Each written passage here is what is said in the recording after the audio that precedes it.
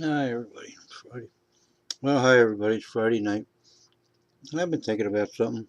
I see a lot of comments and a lot of new silver buyers and everything, and it's all good. Now, the one question I have is there's all this new silver out there, and even the Canadian mint and the Perth mint and New Zealand and this country, uh, especially Australia and Canada. Uh, it seems there's a mania now out there with silver, the silver bullet, actual silver bullets you can buy, and the silver shield, silver bullion, and these people that years ago in the 90s, comics were really crazy, and Cabbage Patch Kids and Beanie Babies. Uh, and Pokemon cards, and you name it, everything has its fad. Now there's a buck to be made.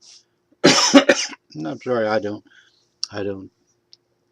make it because I just buy. I'm not a dealer. I don't want to get involved with dealing. I don't want to get involved with transactions that many of which uh, there might be a record of, and I have to deal with the IRS and everybody else down the line. What I do is I simply buy when I think it's a decent buy, and I have no goals or ambitions. I'm just stashing, taking money from my IRA and stashing it away, changing it from paper money to silver. But what bothers me is that these people are preying on putting out like the Canadian Mint puts out a maple leaf. Then they might make 5 privy marks to and a limited edition, and everybody goes around and buys them up. Uh, this new Silver Queen, you can buy them really cheap, 34, 35 bucks, and then turn around. Some of them are selling for 75 bucks. Now, people that have the time can make money on that. But are you going to hold them and make money? I really don't think so. And this is why. Because these people, well, right now, these people are having a lot of trouble getting a hold of silver. They've got, they offered up a new coin yesterday, and they sold 20,000 of them, or 2 days ago. And with the new coin, if they sold over 10,000, they were offering a copper replica of the coin for nothing. And these people are good marketers, and they're making their money on the original sale. Now, whether or not they stash some away and sell them on the side at a greater profit, I have no idea, and that's not my business, and it's none of my business. But what happens now is that they've got 20,000 orders for the new coin. They've got probably 10 or 15,000 for old coins, and they have no silver. All right, so they have to wait in line. I would presume, because they're new at it, that they'll wait in line because the U.S. silver has gone to Eagles, the Canadian silver, and what they can get a hold of has gone to Maple Leafs, both of which have been temporarily postponed. But these are very fad things, and in the long run, you it might pay to buy them now. I ordered on. I have a new friend that's willing to sell some stuff on the side, and I told him I'd give him some leeway and let him order some stuff. But we ordered 25 of the slave queens and 21 of some other coin because he thinks he can turn them over. So I said, well, if you can turn them over right now, go ahead, and then we'll split the profit, and then you take yours out in silver queens or whatever you want to. I don't care. It's just a game. Uh, but the problem is that this is to me is very fad-ish, and that in the long run, a coin that you might be tempted to buy because you want one for 75 bucks off of eBay uh, and is 1 ounce might in the long run be worth 1 ounce because there's only so much of this multiplicity that that is that is worth anything. These aren't like American coins that have a long, long history. These are new things that are thrown out there merely for the sake that if they can get the silver, they can turn a couple of bucks on each one and throw them out there, and maybe, as I said, maybe save some for themselves or sell some to their friends and then get a kickback, or who knows? I don't know. I'm not saying that's what's happening, but all things are possible. And I don't really think that these are great investments, with the exception that you can buy them almost as cheap as you can buy sunshine mint or stuff like that. And you're getting something that's a little different. But as an investment, say, as a numismatic investment, I don't think they're going to hold. I remember back in the 90s, comics were so big.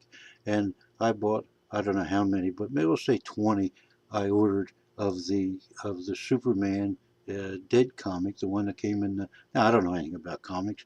I would just ask some friends of mine what they thought, and they said, buy this, buy that. So I bought a bunch of comics. I had some extra bucks at the time, and I still have some boxes of them over there.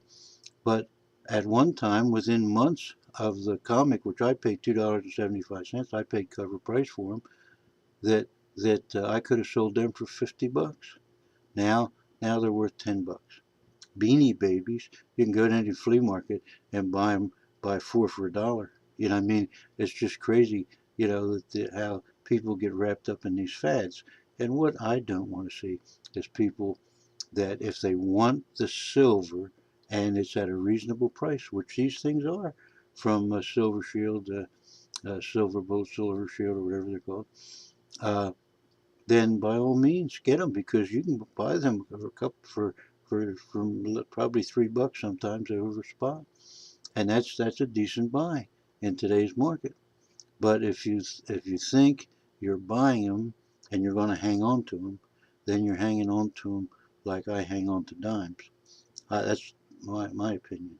But if you're going to buy them in the hopes that these people are going to run out, now right now they're sitting on a couple thousand of my bucks, because you know, I'm going along with what Mark Two asked me to, and I give him a little leeway.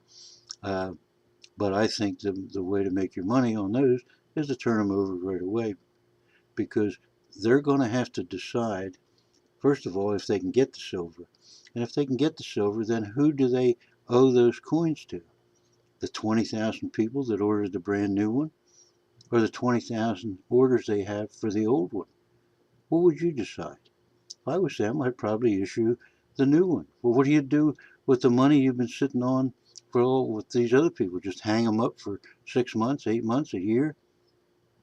And see, they don't do credit card transactions without costing you another 3 or 4%. So so where's that money? And when and what decision are they going to make? You make the new coin? Well, of course you make the new coin, because you want to show people that you're capable of putting out more than one or two coins at a time. But then where are you going to get the silver to to fill your back orders? There's a lot of crazy things going on out there, but I think one of them is this trap put out by not only these new mints, but by the Perth Mint. You know, putting out 1 million cougar bears. The Chinese putting out 8 million pandas. Now those things lost their collectible value, but yet you feel because you have one from every year, you're required to get one or two anyway, whereas you might buy five or six or whatever. But we can't get caught up in this. That's why I prefer buying junk. I know my dealers. I know what I have, and I can just squirrel it away. So just something to think about. And I know there's going to be a lot of controversy here, and please, by all means, bring it to the comment page and let me know what you think. So thank you very much. This is on a Friday night. Now I definitely won't be getting anything this weekend because because I'm sure the flea market is closed. I called Tom after I got those spot dimes the other night and told him don't buy anything for me this week. And then Dave, there's a distinct possibility that I will be getting a good many more 50-cent pieces, quarters, and dimes in the forthcoming weeks at spot. So I think I'll just hang around and try to cover them. So please comment and let's hear what everybody else has to say. Thank you very much.